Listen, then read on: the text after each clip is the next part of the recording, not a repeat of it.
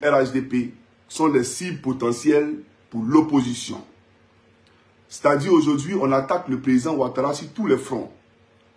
On veut faire des coups d'État par des mutineries. On procède aujourd'hui par des campagnes d'intoxication. On veut créer, bien entendu, un climat délétère entre la Côte d'Ivoire et les pays environnants. Donc la guerre, elle est sur tous les fronts, et même dans la communication.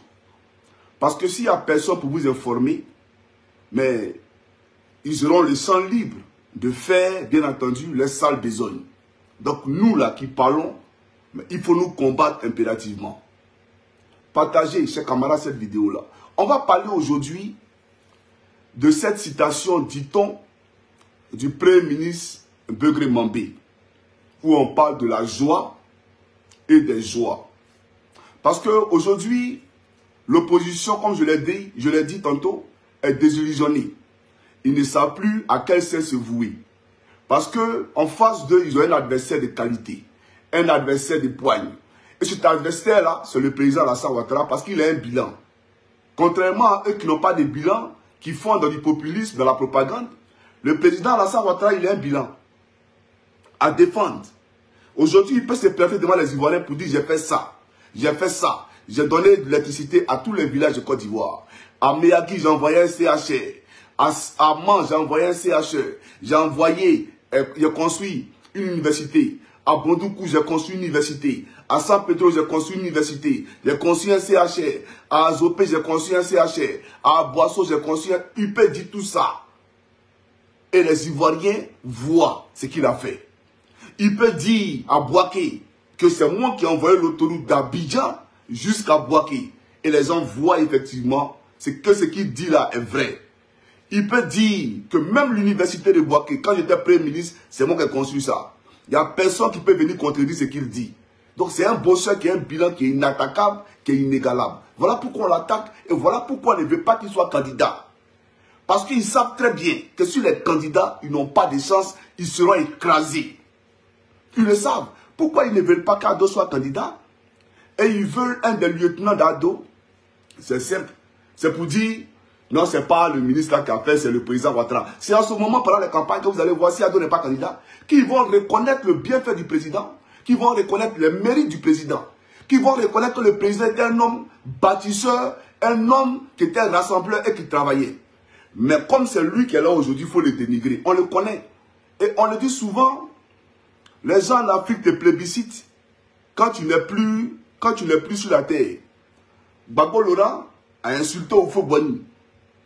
Mais, grande finale surprise de constater que lui-même, Gbagbo Laurent, a fait sortir de sa bouche que sous Houphouët, il ne payait ni maison et ni nourriture quand il était à l'université, quand il était enseignant. Et pourtant, il a traité Houphouët de voleur. Et aujourd'hui, Mamadou Koulibaly, qui était un cadre du FPI et pas de moindre, deuxième personnalité de l'État sous Gbagbo, fait l'apologie d'Houphouët-Boigny en dénigrant aujourd'hui le président Alassane Ouattara. Or, c'est le même qu'on traite Houphouët-Boigny de tous les mots d'Israël. Donc, je vous dis, chers camarades, soyez concentrés. Ceci dit, on va parler de cette citation du Premier ministre, de la joie et des joies. Je vais vous faire écouter la vidéo et je vais vous enseigner beaucoup de choses. C'est important. Je souhaiterais ici, avant tout propos, donc en prélude de mes propos, qu'on m'écoute avec l'esprit. Je ne suis pas pasteur et je ne suis pas prêtre. Et je n'ai même pas la prétention de l'être parce que je ne suis pas appelé par Dieu et je ne sais même pas comment Dieu appelle les gens. Je ne sais pas. Ceux qui disent que Dieu les a appelés, je ne sais pas. Il ne faut pas mentir ici ou il ne faut pas se substituer à ce qu'on n'est pas. Mais je vais vous parler de ce que je connais et de ce que je sais.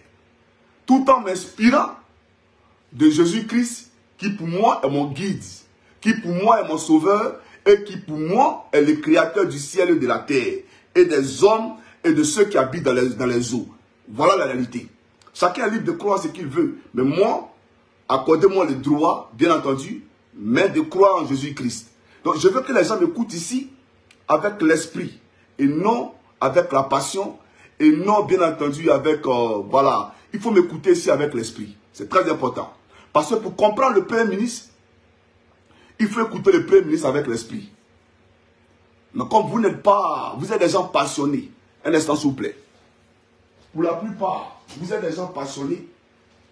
Voilà pourquoi des gens, ils prennent ça pour instrumentaliser cette question-là. Parce qu'on sait que généralement, voilà, Senghor avait dit, l'émotion est nègre.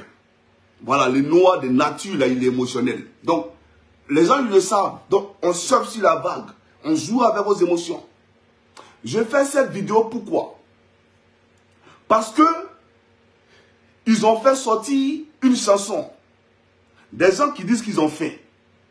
Des gens qui disent que la vie est chère. Qui font sortir une chanson. Mais, chers camarades, si vraiment tu as faim, tu ne vas pas venir jouer au clown. Parce que ça là, c'est jouer au clown. Si vraiment tu as faim, tu ne vas pas rentrer au studio, gaspiller ton énergie pour raconter ta vie. Alors que là, tu racontes ta vie. Là, tu veux nous faire patauger dans la boue. Voilà la réalité. Donc, j'aimerais dire, avant tout propos, Monsieur le Président de la République, son Excellence M. Alassane Ouattara, aujourd'hui, l'opposition a beaucoup de liquides. Ce que je dis là, c'est des faits. Ils ont beaucoup de liquides. Et ce n'est pas l'interpellation par la police économique de M. Stéphane qui prend le faussaire qui me dira le contraire. Parce qu'en réalité, quand les Ivoiriens sont là aujourd'hui et ils sont prêts à en découdre avec le pouvoir en 2025, où chacun, depuis sa position en Occident, appelle les Ivoiriens à aiguiser les machettes, à se préparer. D'aucuns même disent qu'il faut mourir pour Gbagbo, parce que c'est le gage inéluctable de rentrer au paradis. Mourir pour Gbagbo, c'est avoir une licence, un ticket pour le paradis. Voici leurs propos. Mais Monsieur le Président, nous tous on sait que ça là, ça ne peut être manifeste que si seulement il y a les moyens financiers. Les gens sont prêts à descendre dans la rue quand on leur donne les moyens financiers. Or, l'opposition aujourd'hui a ses moyens financiers. L'opposition aujourd'hui a de l'argent. Et cette opposition-là, c'est elle qui a financé ces gens-là pour entrer au studio, pour venir instrumentaliser une pensée, une parole du Premier ministre qu'ils ne comprennent pas. Parce que la plupart ne sont pas instruits. Donc on vient surfer sur la vague, jouer sur l'émotion des gens. Donc faisons très attention. Ils ont de l'argent à gaspiller. Ils ont même recruté des cyberactivistes qui sont en Côte d'Ivoire. Comme aujourd'hui, on sait que la liberté d'expression en Côte d'Ivoire est une effectivité, est une réalité. Donc on recrute les gens sur le terrain qui sont encadrés par le VC public du faussaire et puis on multiplie des vidéos ça et là sur TikTok. Moi j'ai dit que TikTok a sauvé beaucoup de personnes. Parce que quand on est garçon, on vient sur Facebook, on fait un direct comme les Johnny Pacheco. Et puis on entretient les masses sur une durée donnée. 1 heure du temps, 2 heures du temps. De façon rationnelle et pragmatique, constructive. Et puis on dit oui, on est fort. Mais des gens qui viennent, qui font des coupures de vidéos, 1 minute, 2 minutes sur TikTok, ceux-là aussi se disent chroniqueurs politiques. Donc TikTok a sauvé beaucoup de personnes. J'aimerais vous le dire. Mais faisons très attention. Parce que l'argent circule dans l'opposition. L'argent circule dans l'opposition. Et ils sont prêts à tout pour manipuler les gens. Parce qu'à travers la musique, on véhicule des messages. À travers la musique, on prépare l'esprit des gens à une crise. À travers la musique, on dit aux gens que les Ivoiriens souffrent. À travers la musique. C'est-à-dire dans l'humour, ils véhiculent un message. Dans l'humour, ils sont prêts par tous les moyens pour faire tomber le régime. Donc moi, je suis en train de sonner l'alarme pour dire au président de la République de faire beaucoup attention. L'argent circule et ce n'est pas normal. Chers camarades africains, peuple de Côte d'Ivoire, ceci dit, sachez que c'est un plaisir pour moi de me retrouver ici. Parce que ici, je suis chez vous. Vous ne me voyez pas, c'est vrai, je ne suis pas physiquement présent. Mais de par vos positions, dans vos bureaux, dans vos véhicules, dans vos maisons, dans vos foyers, etc., vous écoutez Johnny. Donc, ensemble ici, nous formons un, n'est-ce pas? Alors, je vous demande de m'écouter ici avec l'esprit.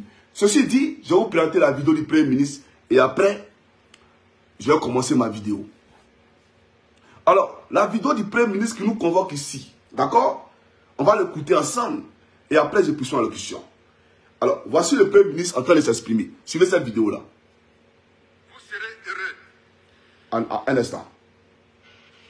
Vous serez heureux. Plus vous vous aurez de la joie. Vous aurez des joies pour tendre vers la joie. Des joies et la joie, c'est pas pareil. Des joies, morceau par morceau, et la joie, c'est un état un peu plus permanent. La souffrance et la joie sont des sœurs jumelles qui se nourrissent l'une et l'autre. Je vais expliquer. Si vous consumez la souffrance, vous augmentez la joie. D'accord. Alors, ça c'est la vidéo du Premier ministre. La question que j'ai envie de poser, est-ce que vous comprenez français? Ceux qui se disent doctorants, là, ceux qui disent qu'ils ont fait les plus hautes études dans ce monde, est-ce que vous comprenez français? Parce que ça aurait été un sujet de dissertation philosophique ou littéraire, mais vous serez passé à côté du sujet. Vous auriez tous échoué.